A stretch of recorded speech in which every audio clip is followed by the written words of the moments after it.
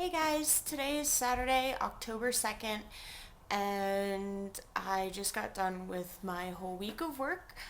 Um, let's see, where was I? I was at Chef Mickey's this week. I worked in Park Fair this morning, which was a 7:30 to 12:45 because it was only breakfast. They don't do lunch.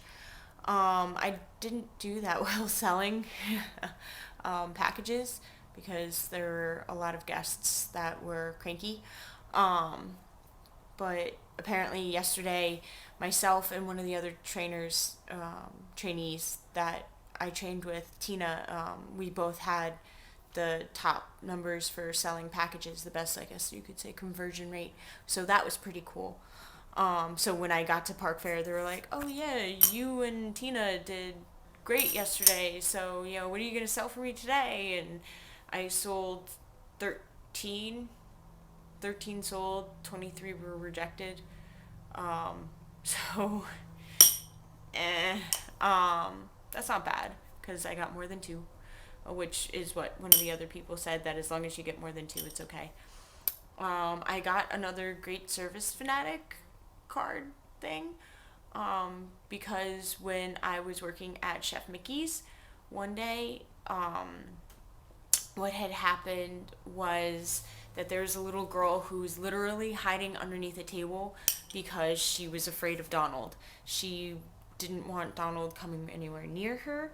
She didn't want Donald coming up at all. She was asking why the characters weren't talking back to her and like all this stuff, completely hysterical. So I was walking back from um, selling a package to another guest, and I'm like kneeling down on the ground, and she's there with her grandparents, and I was like, "Don't worry, princess." I'm like, I don't speak duck, but I will go tell someone who does speak duck to let him know not to come here and this that." And her grandfather was finally able to coerce her out from under the table and like picked her up and sort of carried her around the restaurant until Donald was done making his rounds around the area that they were sitting. And it was really cute. This girl was like adorable. Oh my goodness. Cute little blonde girl, beautiful blonde hair, bright blue eyes. Her name was Brooklyn. She was from Alabama, I think. She was a little Southern belle.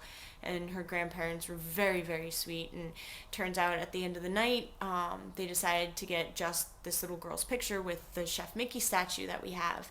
And I ended up being the one running the package out to them. And I was talking, and she gave me a Goofy sticker and a hug, and her grandparents were like, "Oh, thank you so much," and all this stuff. And it was really, really sweet. And I like stuff like that. It's nice.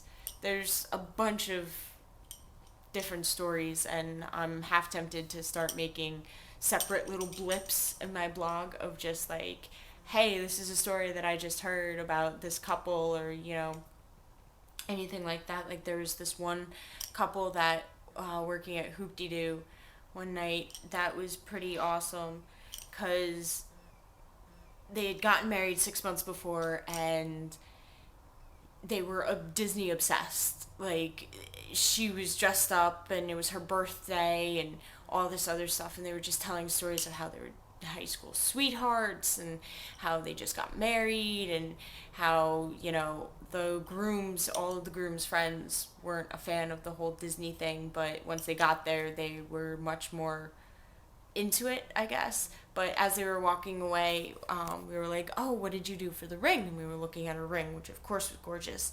And after she got done telling us about how she got Cinderella's carriage with the huge ball with the horses and everything, which is 100 grand on its own, but completely worth it. But as they were walking back inside, they were like, "Oh, well, what did you get on the ring? Like, how'd you incorporate Disney into it?" And the husband turns to me, and he was like, "I got engraved on the inside of the ring, to infinity and beyond." And it was me and two other women that were working, and we were all like, "Oh," and it was really, really cute. So I like, I'm liking it in resorts now because it's a little steadier paced.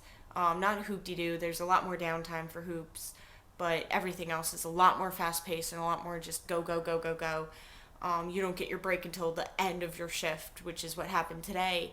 I worked from 7:30 till 12:30 and then at 12 from 12:30 to 12:45 was my 15-minute break, and then 12:45 I left. So that's the pace basically that we're working at.